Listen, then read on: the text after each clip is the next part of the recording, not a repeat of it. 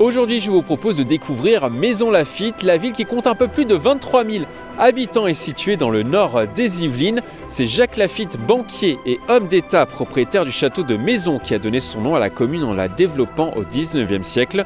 Dans les années 1830, il a vendu le grand parc du château pour en faire une ville avec des maisons de campagne destinées principalement aux Parisiens fortunés.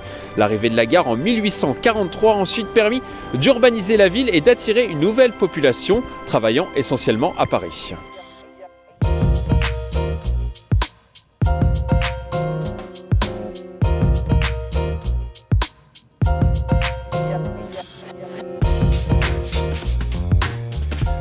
Depuis de nombreuses années, la ville de Maisons Laffitte est surnommée la Cité du Cheval en raison de son importante activité équestre. Selon la légende, il y aurait plus de chevaux que d'habitants dans la commune. Le champ de course a été inauguré en 1878, ce qui stimula les activités hippiques ici dans la commune et de nombreux entraîneurs sont venus s'installer. Nous allons justement en rencontrer un.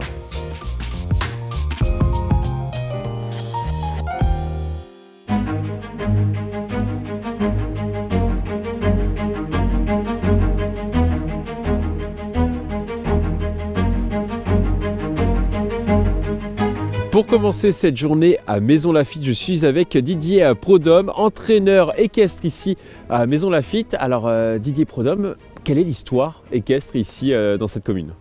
Les courses hippiques ont découlé de petits challenges entre nobles qui faisaient courir des chevaux entre eux. Et puis les Anglais ont amené la compétition hippique et depuis ça n'a jamais cessé sur Maisons Laffitte.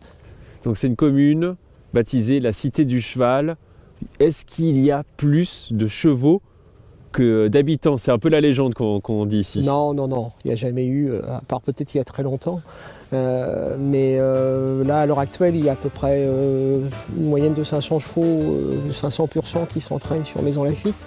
Et puis, vous avez tous les chevaux de club hippique, vous avez les chevaux de concours hippique. Voilà. Et puis, je pense que la ville de Maisons Laffitte est en partie sur la reconquête. Donc, dans quelques années, le nombre va augmenter. Est-ce qu'il y a des grands champions équestres qui sont passés ici à Maisons Laffitte? Vous avez eu plein d'entraîneurs qui ont gagné les grandes courses, toutes les grandes courses, Auteuil, Longchamp, l'Arc de Triomphe. C'était à l'époque, dans les années après-guerre, il y avait entre 3000 et 3500 chevaux à Maisons Laffitte et il y avait plus de chevaux qui s'entraînaient de côté forêt de Saint-Germain-en-Laye que dans le parc.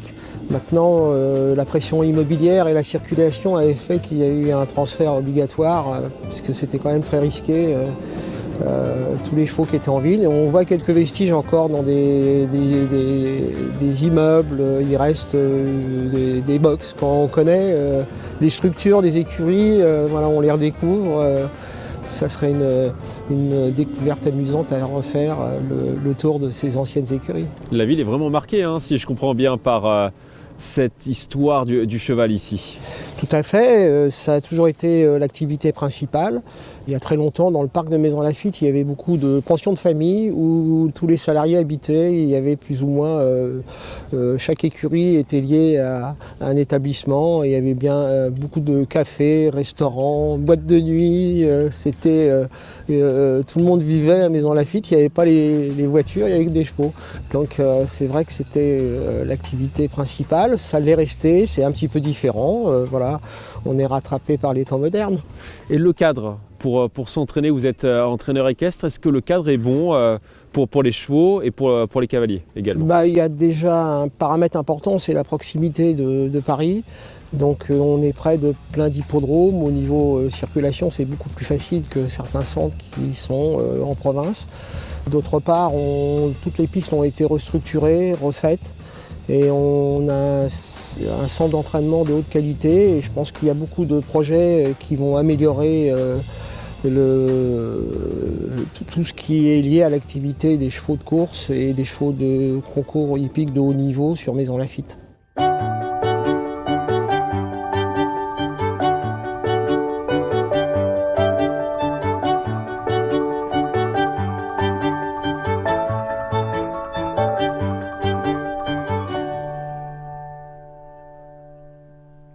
Il est midi, c'est l'heure de se restaurer. Direction le restaurant Le Pur Sang, un lieu emblématique de la ville de Maisons-Laffitte. Ici, on mange bien, ici, on mange copieux et surtout, on est toujours baigné dans cet univers équestre à table.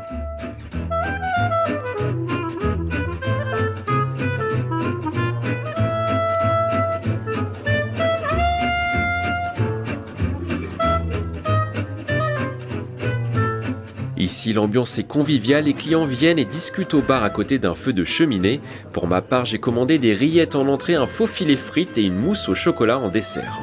Bon appétit! Prix du repas, 19 € pour une entrée, un plat et un dessert.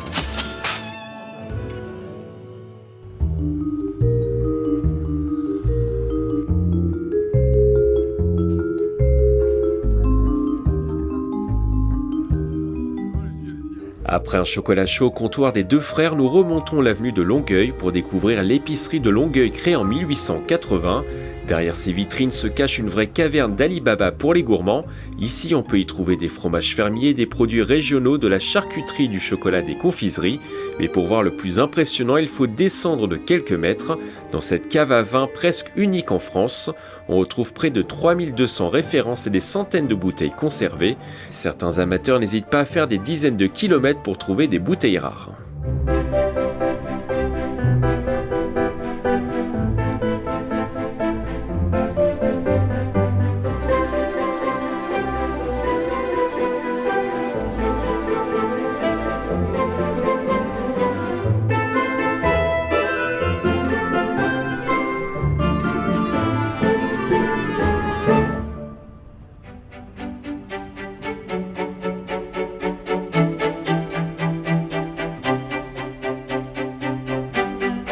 Direction maintenant le château de Maisons-Laffitte, à l'origine château de maison construit au XVIIe siècle et qui a une riche histoire. Le bâtiment est attribué à l'architecte François Mansart.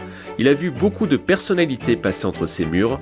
En 1651, Louis XIV, alors âgé de 13 ans, a profité d'une partie de chasse en forêt de Saint-Germain pour venir dîner dans le château avec René de Longueuil, le propriétaire.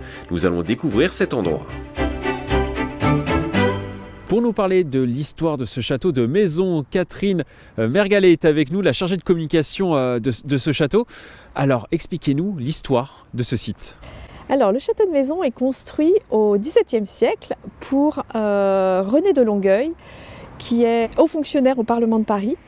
Il hérite d'un domaine avec un vieux château, mais de par sa position, il se marie, il prend des fonctions de plus en plus importantes au sein de la ville et il choisit de faire un château plus prestigieux. Il demande donc à François Mansart, qui est le grand architecte de l'époque. Le fameux François Mansart. Voilà, de lui construire un nouveau château sur ce domaine, un château de plaisance, mais également un château pour y accueillir le roi, y accueillir la cour. On va sortir du château Renaissance et une carte blanche pour construire différemment. Et ce château devient le château qu'on a juste derrière nous. Exactement, donc le château de Maison qui va éblouir la cour dès sa fin de construction. Quand on y arrive, on découvre tout de suite un château qui brille par sa transparence, par son agencement en intérieur, qui bouleverse les habitudes de l'architecture à cette époque. Et qu'est-ce qu'on peut visiter dans ce château ? Le château se visite depuis les rez-de-chaussée.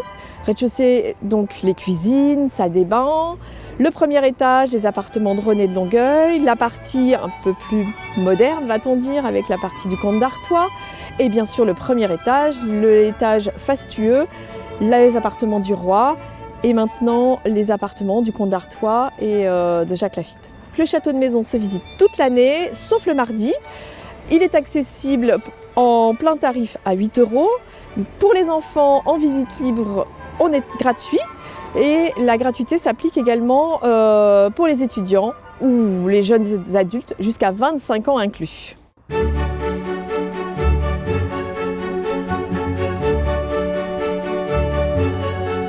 Maisons-Laffitte est aussi une ville qui a vu passer de nombreuses célébrités. Voltaire a séjourné dans le château de Maisons-Laffitte en 1723. Jean Cocteau, le célèbre cinéaste, résidait place Sully. Le chanteur Demis Roussos avait une maison avec une salle de bain démesurée construite dans du marbre place Napoléon. Plus récemment, l'imitateur Nicolas Canteloup vient régulièrement dans la ville pour faire du cheval. Et pour les fans d'Harry Potter, Emma Watson, la célèbre Hermione, a vécu ici dans cette ville yvelinoise jusqu'à ses 5 ans.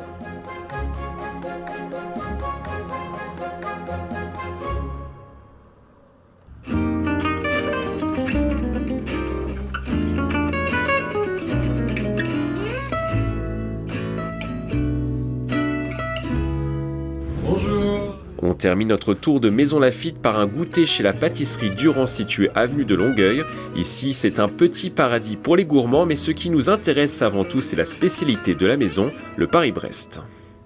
Le Paris-Brest a été créé en 1910 par mon arrière-grand-père, Louis Durand, que vous voyez ici. Et donc il a inventé ce gâteau un jour lors d'une course de vélo qui faisait Paris-Brest-Paris et qui passait pas très loin d'ici puisque la course passait à la Croix de Noailles. Donc c'est le carrefour qu'il y a entre Saint-Germain, Poissy, Maison Laffitte. Et donc il a décidé ce jour-là d'inventer un gâteau et de le faire rond en forme de roue de vélo et de l'appeler Paris-Brest.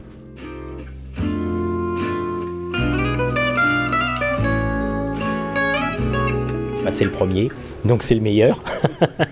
C'est notre spécialité, si vous voulez, donc une crème pâtissière avec du pralin, avec notre tour de main. C'est le gâteau de mon arrière-grand-père qu'on a toujours fait comme ça depuis plus de 100 ans, depuis qu'il a été créé. Et c'est le coup de main de la Maison Durand. Et les gens viennent chercher le vrai Paris-Brest à Maison Laffitte.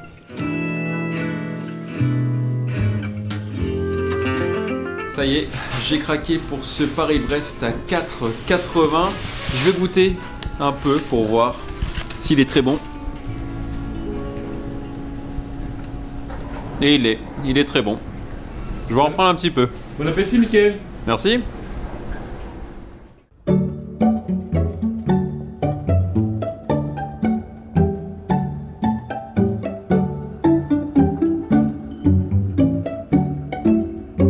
C'est la fin de ce bienvenue à Maison Laffitte. J'espère que vous avez passé un bon moment dans cette cité du cheval. Moi, ce que j'ai adoré ici, c'est l'histoire et le calme de la commune. Je vous laisse avec quelques images de ce manège implanté ici à l'entrée du parc depuis une quarantaine d'années. C'est parti et à bientôt.